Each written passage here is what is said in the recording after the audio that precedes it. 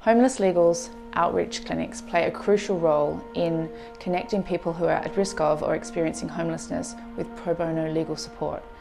We have 4 weekly outreach clinics located in various areas of the CBD, and they are staffed by volunteer lawyers from our partner firms. Our lawyers provide free, on-site legal services, which include advice, discrete task assistance, and considered referrals to more appropriate services. Joan was referred to our services by Rent Right SA, which is an advocacy service.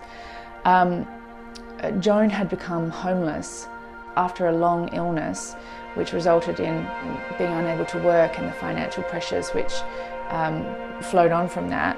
And after the breakdown of her marriage, Joan was forced to leave, but unfortunately, because of the lack of control she had over the finances, she became homeless and was in fact living out of her car.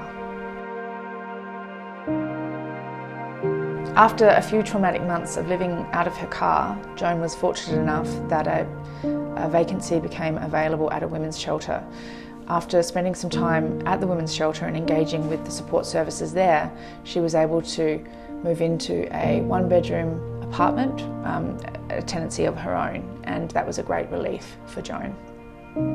Even though she was so grateful to have this accommodation and this opportunity, she wasn't emotionally ready for the responsibility that came with it, and upset some of the other tenants in this housing complex by playing music loudly at night. And in fact, it's quite sad. She was caught on camera wandering the hallways of the apartment complex, crying and banging on people's doors. And this really upset the tenants, and the housing provider felt forced to make an application to SACAT to terminate her tenancy.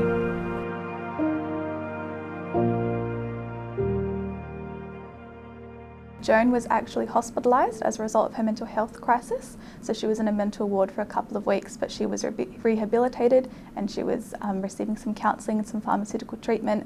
She got a lot better and she was able to return to her tenancy, but unfortunately, because of the behaviour that led up to her hospitalisation, the landlord had actually terminated the tenancy through SACAT.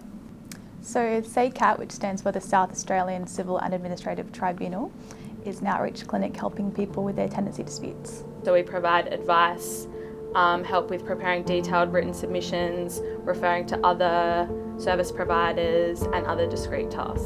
Joan was referred to Homeless Legal's SACAT outreach clinic, which operates phone appointments on Thursdays with lawyers who are particularly experienced in SACAT eviction and termination matters. Over the course of several phone appointments with the clinic, we took instructions from Joan and were able to assist her with drafting some detailed written submissions outlining her circumstances and giving reasons to SACAT why her tenancy should not be terminated. In the submissions, Joan put forward with our assistance that she was on the road to recovery, she was working on herself, she'd sought some mental health help, and mainly that she just wanted a chance to stay in her tenancy. She didn't want to be back out on the street again.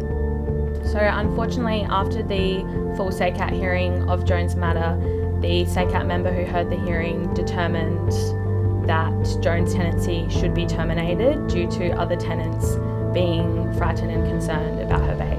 The impact of SACAT's orders is that Joan's tenancy would be terminated and she has 1 month to move out and find somewhere else to live.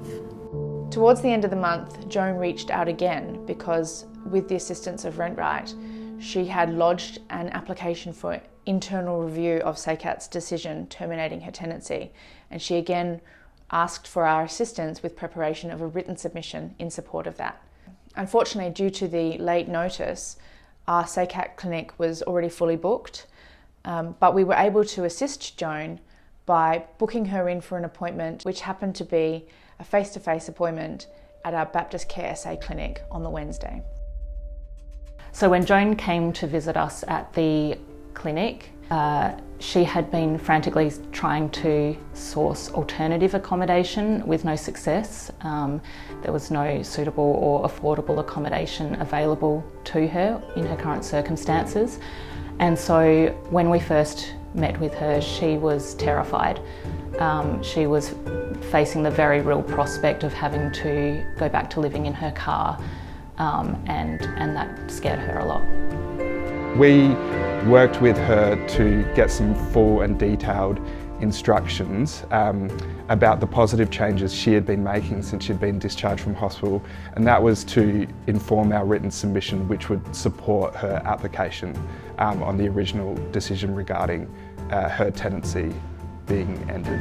And we found that through the appointment, as she was starting to tell her story and talk about the changes, she was becoming a lot more comfortable and a lot more optimistic, which made the appointment easier, and we worked with her to get instructions about those changes. So things like she had been taking her medication, she had been up to date with her rent, she had stopped playing loud music and therefore hadn't received any further complaints from her housing complex. She was engaging with counselling, and she was working with employment agencies to find employment. So all of that was really useful information about the changes she had made and which was relevant to the written submission we were putting together.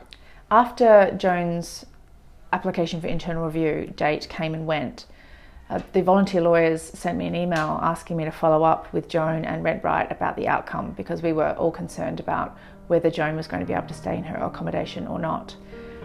I will say that I did a little cheer in the office when the email came through informing me that Joan was able to stay in her property and get that chance to capitalise on the gains she'd made in life. The managing solicitor of the service sent me an email saying that, telling me that Joan's application had been successful, and it was one of those emails. Sometimes as a lawyer you don't get these emails with these sort of positive outcomes, but it was one of those ones which was really, really pleasing to read, and I was just so happy for Joan. I knew what a relief it would be for her, and it felt good that the service and the small part I played in that was able to assist Joan to get that sort of positive outcome. So in my experience of working as a volunteer lawyer at the Homeless Legal Outreach Clinic at Baptist Care SA, I have come into contact with a number of people that are in a similar situation to Joan's, that they are facing the very real prospect of homelessness, but also assisting people that are already experiencing homelessness with whatever legal issues that they're facing.